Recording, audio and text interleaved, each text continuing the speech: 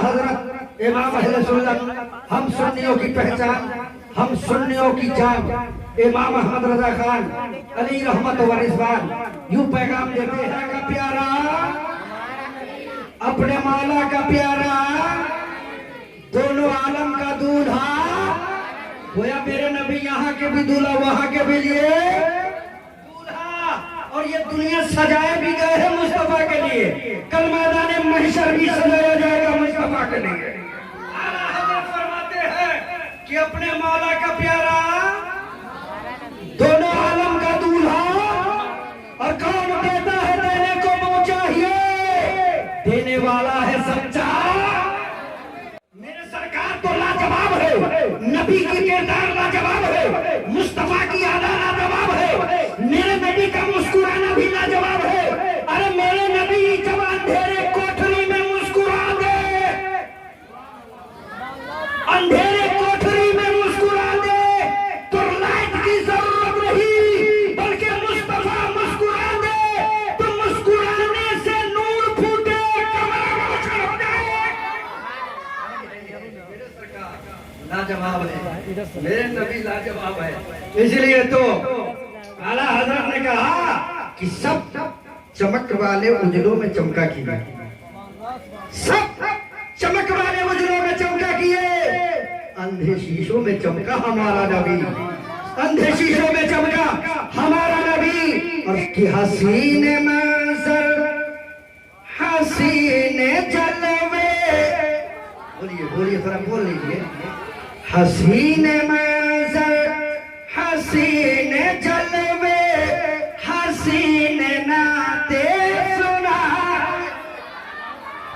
हसीन मंजर,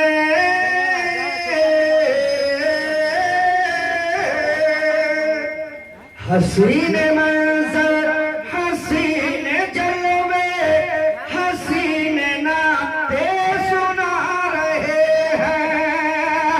अदब से बैठो दुरूद भेजो, अदब से बैठो दुरूद भेजो, हुजूर तशरीफ लाए।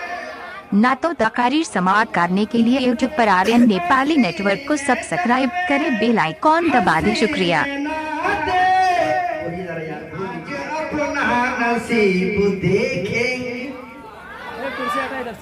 आज अपना नसीब देखेंगे, आज अपना नसीब देखेंगे, आज अपना नसीब देखेंगे, आज अपना नसीब देखेंगे, उनकी रहमत करीब दे, उनकी रहमत करीब देखेंगे, उनकी रहमत करीब देखेंगे।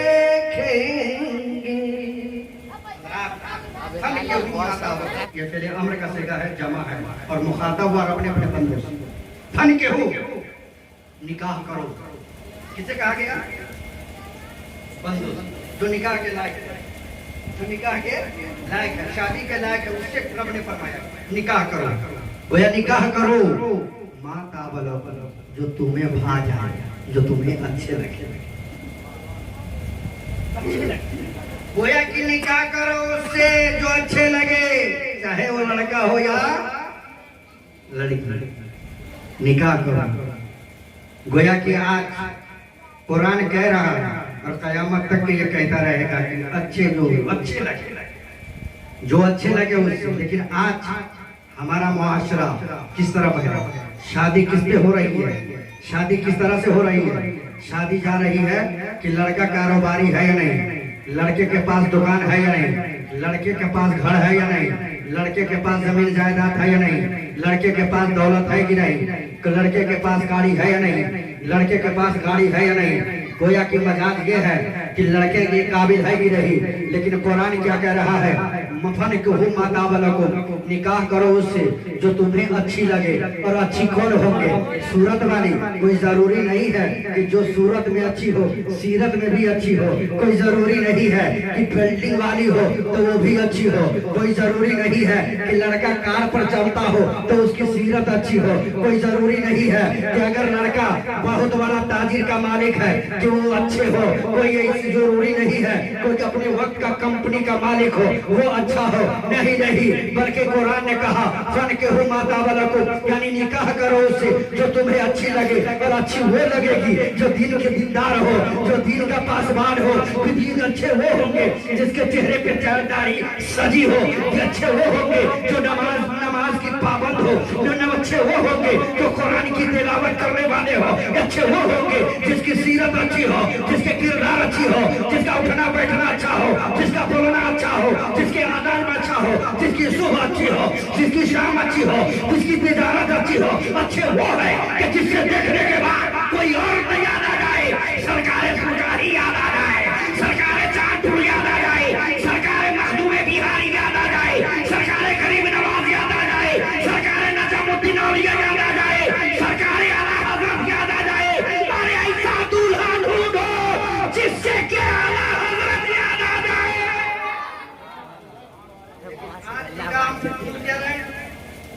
दौलत सरवत घर देखते हैं और मजहब इस्लाम ने घर देखने को नहीं कहा। बोलिए बोलिए थोड़ी। घर देखने को नहीं कहा कि संगे मरमर का घर है या नहीं। मजहब इस्लाम ने घर देखने को नहीं कहा, घराना देखने को कहा। घर देखने को नहीं, घराना देखने को। मतलब ये कि अगर घर अच्छा है तो कोई जरूरी नहीं है कि उसमें रहने वाला अच्छा हो। मकान अच्छा हो कोई जरूरी नहीं है कि मकी अच्छा हो। और कोई जरूरी नहीं है कि झोपड़ी में रहने वाला कोई जुड़ा हो। अरे ऐसी बात होती तो मेरे सरकार अपनी बेटी हजरत फातिमा की निकाह हजरत अली से फरमाया। रहने का मकान भी नहीं, रहने का मकान नहीं, गोया कि यहाँ दीनदारी देखा देगा। क्यों न हो, क्योंकि सरकार जो निकाह अपनी बेटी को कर रहे हैं, जिससे निकाह पढ़े जा रहे हैं, अल्हम्दुलिल्लाह उसकी अजमत, उसके किरदार, गोया कि मुस्तफा जो तमाम नबियों के सरदार है, हजरत फातिमा तमाम जन्नती औरतों के सरदार है, हजरत अली तमाम वलियों के सरदार है। और उसके बदन से जो बेटा आ रहा है तमाम शहीदों के सरदार है। गोया कि अपने लड़का या लड़की को पढ़ी तो मकान देखकर और बिल्डिंग देखकर के नहीं, बल्कि घराना देखकर। देखिए कि वो घराना नमाजी है या नहीं। घराना में कोई शराब पीने वाला तो नहीं है, वो घराने में जुआ खेलने वाला तो नहीं है, वो घराना जो शरीयत के खिलाफ काम करने वाला तो नहीं है। कसम खुदा की मेरे भाई याद रखिए, आप पैसे और बिल्डिंग देख करके अपनी लड़की को तो दे देते हैं, कल होकर के अभी हाथ की मेहंदी का रंग नहीं खत्म हुआ, लड़की रो रही है। लड़की आई बाप के यहाँ, क्या करूं मेरा लड़का, मेरे तो ऐसा है कि सास ससुर भी सता रहे हैं और दूल्हा भी सता रहे हैं। तो आप हम लोग क्या सोचते हैं, चलो पीर साहब के पास, चलो अल्लामा सुहैब के पास, चलो कारी साहब के पास, कम से कम तावीज ले लेंगे तो ठीक रहेगा। हजरात ये तावीज ही से सिर्फ काम नहीं चलेगा। आज जो मुआशरा हमारा जिस तरफ जा रहा है, सिर्फ हम लोग अपनी तबाही और बर्बादी के खुद जिम्मेदार है। अभी जरूरत इस बात की है कि खुद को हम अपने गुनाहों से तौबा कर ले, रब को मना ले। जब रब मान जाएगा पूरा जमाना मान जाएगा। जब हम अपनी बेटियों और बेटे को तरबियत देंगे। क्यों? क्योंकि सबसे पहले मुख्तसर में और मेरी तकरीर का खुलासा हजरत फारूक आजम, ये फारूक आजम है सुभान अल्लाह, जिसके किरदार बोले नबी नबी, जिसकी सूरत बोले नबी नबी, जिसकी सीरत बोले नबी। फारूक आजम आप खिलाफत के मसरत पर फाइज हैं। आपकी शोहरत पूरे अरब में कि फारूक आजम है, जो मुस्तफा के एक एक अदा को जिंदा कर रहे हैं। और याद रखिए, मेरे सरकार ने भी फरमाया कि लड़का या लड़की की शादी करो तो 4 चीजें देखो, उसमें एक चीज को तरजीह देना। आप तो भाई कराम तो सुनते ही रहते हैं हमेशा हमारा। पहला क्या है? खानदानी शराफत। वही खानदानी शराफत नहीं को कहते हैं दीनदार, परहेजगार, कुरान पढ़ने वाला, नमाज पढ़ने वाला, झूठ न बोलने वाला, चुगली नहीं करने वाला, शिकायत नहीं करने वाला, बल्कि हर बुराइयों से बचने वाला। दौलत, हुस्न जमाल, दीनदारी, लेकिन मेरे सरकार ने फरमाया दीनदारी को तरजीह दे देना। दौलत कभी नफरत की दलील बन सकती है, हुस्न जमाल नफरत का जरिया बन सकता है, मकान, दुकान ये नफरत का जरिया बन सकता है, लेकिन दीनदारी नहीं बन सकती। दीनदारी कभी नहीं बनेगी। आ जाइए मेरे सरकार की बारगाह में। एक बूढ़े आते हैं और आने के बाद कहते हैं, सरकार मेरा बेटा है जो जवान है, शादी कर दिया लेकिन मुझे बहुत सता रहा, मुझे मार रहा है, गाली दे रहा है, घर से भगा रहा है। हुजूर मुझे इंसाफ चाहिए, आपकी हुकूमत है, मुझे इंसाफ चाहिए। जरा ज़हन करीब कर लीजिए मेरे भाई। अगर ये तारीख के बात ज़हन में समझ गए, इंशाअल्लाह रहमान हमारा मुआशरा और हमारा मुआशरा जिंदा होता हुआ नजर आएगा और हमारे बच्चे भी अच्छे होते हुए नजर आएंगे। हजरत फारूक आजम की बारगाह में वो बूढ़े आते हैं, हाथ बांध के कहते हैं, हुजूर मेरा बेटा जवान है, उससे तो मैं निकाह कर दिया है, लेकिन वो मेरी बात को नहीं मानता, गाली देता है, बुरा भला कहता है, यहाँ तक के घर से बाहर करता है। हुजूर मुझे इंसाफ चाहिए। हजरत फारूक आजम फरमाते हैं, जाओ तो अपना बेटा को कल लेकर के आ जाना। हजरत फारूक आजम फरमाए, बूढ़ा तो खुश हो गया, इतना खुश हुआ वो समझ गया कि आप कल जो है ना फारूक आजम का जलाली कोड़े पड़ेंगे, मेरा बेटा सुधर जाएगा, मेरा बेटा अच्छा हो जाएगा। आपने ये नहीं कहा कि लो ताबीज मैं दे रहा हूँ, बेटा को गले में डाल देना, फर्मा बरदार बन जाएगा। यार तो ऐसा मामला हो गया है, ढोंगी सब पूरे शहर नगर में घूम रहा है। जब जाइएगा अपना दुखियारी सुनाने तो कहेगा कि ताबीज ले लो, 500 रुपया दे दो। ये ढोंगी का चक्कर ऐसा लगती है भाई कि मत पूछिए, आज हमारा मुआशरा इसी तरह बर्बाद है और आज हम लोग दीन से दूर होते हुए नजर आ रहे हैं। आखिर में हजरत फारूक आजम ने फरमाया, कल तो अपने बेटा को लेके आ जाना। कल होकर बेटा को लेके आए। आने के बाद हजरत फारूक आजम कुर्सी पर जलवा कर रहे, एक तरफ बाप है, एक तरफ बेटा है। अब बाप का राय यही बेटा है जो मुझे गाली देता है, मुझे मारता है, घर से बाहर करता है। इतना सुनने के बाद अब फारूक आजम फरमाते हैं, ये नौजवान हकीकत बात है कि तुम अपने बाप को गाली देता है, तू अपने बाप को मारता है, तो अपने बाप को बुरा भला कहता है, तो अपने बाप को घर से बाहर निकालता है। कहा कि हुजूर हकीकत बात है, बात सही है हुजूर, बात सही है। इतना सुनने के बाद फारूक आजम फरमाते हैं, क्या तुम्हें मालूम नहीं कि माँ बाप का हुक्म क्या है? अगर माँ बाप राजी है तो खुदा राजी है, माँ बाप राजी है खुदा राजी है, माँ राजी है खुदा राजी है। माँ के कदमों के नीचे जन्नत है, बाप दरवाजा है। अगर बाप को राजी रख रहे हो और माँ को नाराज रख रहे हो तो दरवाजा तो खुला है, जन्नत नजर नहीं आएगी। और अगर माँ को राजी रख रहे हो, बाप को तकलीफ दे रहे हो तो जन्नत तो दूर दिखाई देगा, लेकिन दरवाजा नजर नहीं आएगा कि उसके अंदर जाए। आखिर तुम क्या करोगे? इतना सुनने के बाद वो नौजवान कहते हो वाकई में मैं बदकार हूँ, लेकिन हुजूर मैं बेअदब नहीं हूँ। हुजूर जरा ये बता दिया जाए और ये मसला हल कर दिया जाए कि माँ बाप का हक औलाद पर है, क्या औलाद का भी हक माँ बाप पर है? सुभान अल्लाह, सुभान अल्लाह। जरा कर लीजिए, आज माँ बाप के लिए अपने चक्कर में रहते हैं, हाँ अपने चक्कर में कि हाँ हमको खूब ताकत है और अपना हक अदा नहीं करेगा बेटा के साथ कि हमारा बेटा है तो उसके साथ हमारा क्या हुकूक लगे हुए हैं। हजरत फारूक आजम फरमाते हैं कि ये बाप के हुकूक से पहले बेटा का हक पहले है। कहा कि हुजूर बता दो, हुजूर बता दो। कहा कि क्या है? कहा कि ये है सबसे पहले कि लड़का या लड़की पैदा हो तो उसको इस्लामी नाम, अच्छा नाम रखें। सुभान अल्लाह, सुभान अल्लाह। लेकिन आज हमारे नौजवान लोग जो है ना, देखिएगा मोबाइल इतना खतरनाक हो गया है, इतना खतरनाक है कि सब कुछ में कमी कर दी, मोहब्बत में भी कमी कर दी, इबादत में भी कमी कर दिया। आप मिलाद में भी देखिए जब मोबाइल लेकर कर रहे हैं, वो सवाल खत्म आ गया, मोबाइल के चक्कर पड़ा। मेहमान आ गए, सलाम वालेकुम चाचा, वालेकुम सलाम, मोबाइल देख रहे हैं, मोहब्बत का सर नीचे है, और मेहमान तो वो बेटा क्या होगा, वो औलाद कैसी होगी?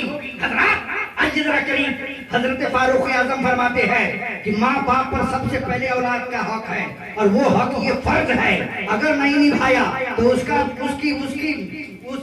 उसका बदला और उसकी सजा इंसान दुनिया में भी भुगतेगा, कर मैदान महशर में भी भुगतने के लिए तैयार रहेगा। पूछेगा हजरत क्या है?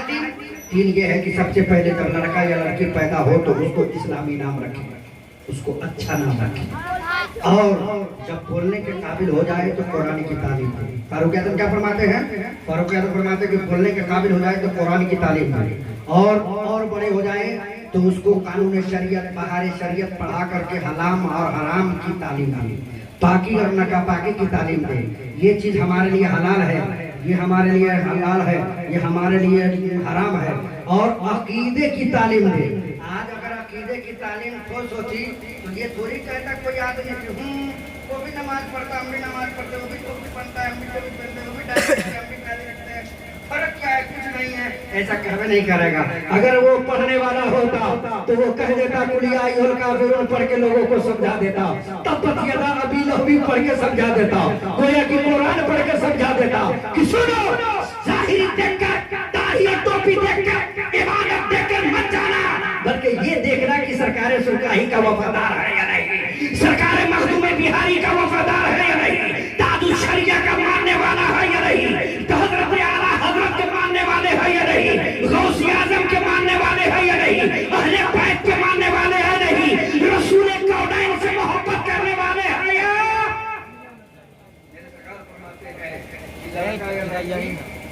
बोलने के काबिल होने तो कुरान की तालीम दो, और उसके बाद उसको पाकी और नापाकी की तालीम दो। जब 7 बरस के हो जाए तो नमाज पढ़ने की ताकीद करो।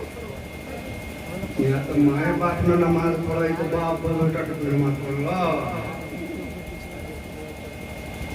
और जब 10 बरस का हो जाए तो ना पढ़े तो मार मार के नमाज पढ़ावे। है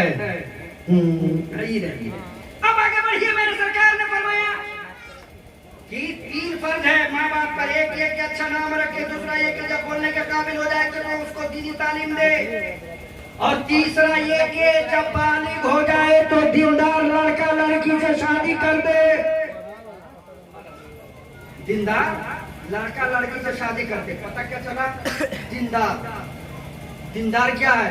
यही है, नमाज रोजा दीनदारी है कि नहीं उसके अंदर तकवा परहेजगारी है कि नहीं। और इस भयानक दौर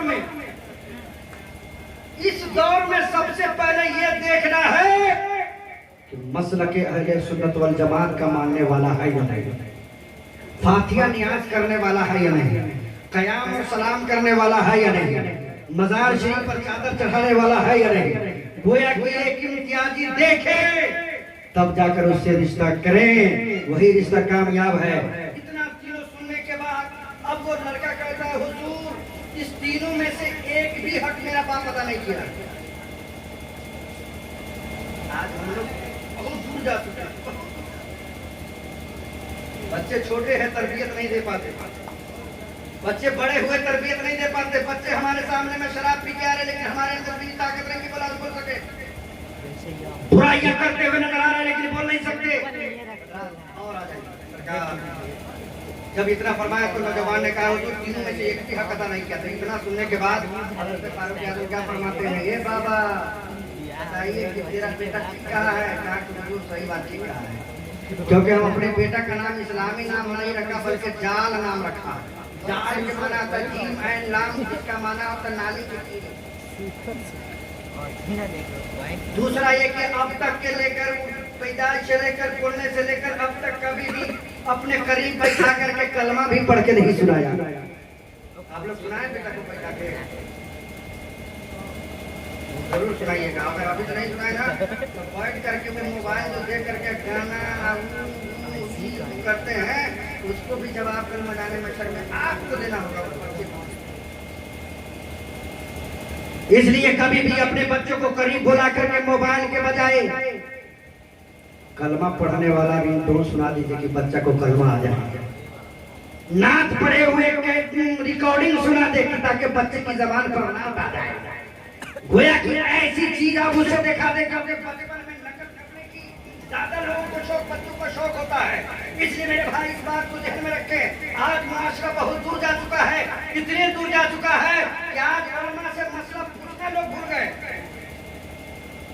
और हमारी मार पाने का तो हाल ही मत पूछिए, जब तक गीत नहीं आएगी तो शादी में आ रही ऐसा हुआ है ना? गीत नहीं आएगी तो भाई याद रखिए, एक हदीस पाक सुन लीजिए, इंशाअल्लाह हमारे हजरत को इस पर तफसीर कर देंगे, वक्त कम है।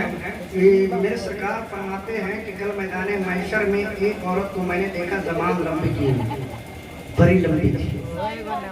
मेरी माँ बहनें सुन रहे हैं तो गौर से सुन रहे, बड़ी जबान लंबी थी। देखने के बाद औरतें कह रही थी, रो रही थी, किरकिरा रही थी। हजरत जिब्रील अमीन से मेरे सरकार ने पूछा, ये जिब्रील ये कौन औरत है? तो मेरे सरकार को हजरत जिब्रील अभी फरमाते हैं, ये वो औरत है जो दुनिया में चिल्ला चिल्ला करके बोला करती थी। ये वो औरत है जो बुलंद आवाज से बोला करती थी, और इसकी आवाज जहाँ तक पहुँची है वहाँ तक इसकी जबान को लंबी कर दी गई है। अब उसे कहा जा रहा है बोल, और जब बोल नहीं पाती है तो वही फरिश्ते तकलीफ देते हैं। ए मेरी माँ और बहनों, अरे गीत गाने के लिए तेरे इतने शौक है, मजहब इस्लाम ने फरमाया तो तेरी आवाज औरत है औरत। अगर जोर से बोलने की इजाजत होती तो तुम्हें जोहर की अजान देने के लिए मस्जिद में इजाजत दे दिए जाते, असर की अजान देने के लिए मस्जिद में दे दिए जाते, मगरिब की अजान देने के लिए मस्जिद में दे दिए जाते कि जाए औरतें अजान पढ़ो। लेकिन यहाँ उसको इज्जत देकर, पर्दा देकर ये पैगाम दिया है कि सुन, जो कीमती चीज होती है उससे छुपाए जाते हैं। लिहाजा ये औरत हया की एक दौलत है, इसे पर्दा में रखो। जब इसे पर्दा में रखोगे तो उसके गोद में जो बच्चा पैदा होगा वो बेहया नहीं होगा, बहया आएगा। अल्लाह तबारक की बारगाह में दुआ कीजिए, मौला ताला हम सबको हिदायत अता, नेक अमल करने की तौफीक अता फरमाए। और साथ ही साथ मेरे भाई, ये शादी की महफिल बात तो बहुत है, क्योंकि इतने खुराफात रस्में शादियां में हो रहे हैं।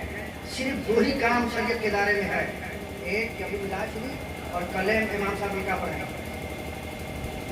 क्या बराती हमारी शरीयत में है? क्या हजरत अली ने निकाह फरमाया तो बारात लेके गए थे?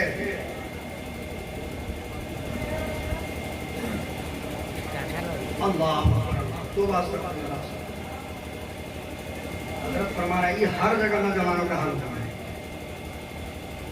क्या हो गया है कि मिलाद तो बड़ा शौक से कर देगा, अब उसके बाद जब खाना वाना खिला देगा और जब सब चला जाएगा तो देखिए ना, वो गाना बजा बजा के डांस करेगा, वो गाना बजा बजा के नाचेगा कि नचनिया भी फेल। मेरे मुसलमान, मेरे भाई, क्या आप नाचने के लिए आए हो? क्या अपनी हकीकत को नहीं समझा? क्या आप नाचने के लिए आए हो? नहीं नहीं, मैं साहब खाना से कहूंगा कि इसको आप फल करें। ना ये जन्नत की कियारी है, इसी दिन रात भर तो जन्नत की कियारी नहीं बनाइएगा, जहन्नम की कियारी बना दी। इसलिए आप मिलाद की बरकत चाहते हैं, फैज चाहते हैं, अच्छाई चाहते हैं, तो इस खुराफात रस्म को खत्म कीजिए। और इंशाअल्लाह हमारे ज़ईफ तो नहीं, लेकिन ये नौजवान तैयार हो जाए, मुआशरे से बुराइयां खत्म हो जाएगी। हर दौर में देखा गया है कि जब नौजवान एक तरफ होकर, जब उसके अंदर जिंदगी और नबी की मोहब्बत जब गामजन होती है तो ये वो यही कहते रहते हैं और पूरे जमाने को पैगाम देते हैं कि आप मुझे दुनिया का गुलाम मत समझो, नबी का गुलाम आ गया है। दरिया का रुख मोड़ देगा, हवाओं को रुख को मोड़ देगा, इसलिए कि मैं किसी और का गुलाम नहीं, मुस्तफा जाने रहमत का गुलाम। मेरे नौजवान भाई, हम लोग किस तरफ जा चुके हैं, कैसे जा चुके हैं, इसलिए इस बुराइयों से बचिए। बहुत बड़ा गुनाह है, याद रखिएगा। एक तो अपनी जिंदगी थोड़ी देर के लिए आपका दिल का या पीपा करके आते हैं तो डांस करते हैं, तो वो शैताना का काम होता है, वो इंसान का काम नहीं होता है, शैतान का काम होता है। एक दिन मेरे सरकार, मेरी माँ बनी, एक दिन हजरत फातिमा चक्की चला रहे थे, बात तो बता रही थी हजरत क्या है बोले अमानत में कहना पड़ेगा, इसलिए मैं इंतजार में आ रहा हूँ। एक दिन हजरत फातिमा चक्की चला रही थी, गीत गाने लगे, गीत गाते गाते मेरा सरकार पहुंच गए। पहुंचते ही कहते हैं फातिमा क्या पढ़ रही हो, क्या पढ़ रही हो? इतना कह के मेरे सरकार जलाल में आते और कहते फातिमा सुन, तुम्हें मालूम नहीं तू किसकी बेटी है? तू किसकी बेटी है? नबी की बेटी है, नबी की बेटी। उसी वक्त हजरत फातिमा रुजू करती है, कहती है अब्बा आज से नहीं जाने। तो मतलब ये है कि हम लोग नबी के चाहने वाले, इमाम हुसैन के मानने वाले हैं, लिहाजा अल्लाह की बारगाह में दुआ कीजिए, ये मेरे मौला, ये मेरे मालिक पाक परवरदिगार, इस शादी खाना को और बर्बाद हम लोग कर रहे हैं।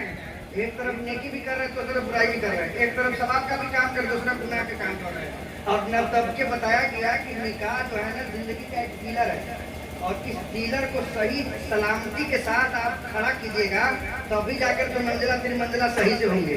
और अगर इसको अगर आप बिगाड़ देंगे, कमजोर कर देंगे, तो आने वाले जो भी मकान बनाइएगा कमजोर नजर आएगा। तो उसी तरीके से निकाह जिंदगी का एक पिलर है, इसको बुराई से दूर रखो और नेकियों की तरफ ज्यादा कर दो, ताकि आने वाली जिंदगी आसान हो जाए और वो निकाह की बरकत से माला माल हो जाए।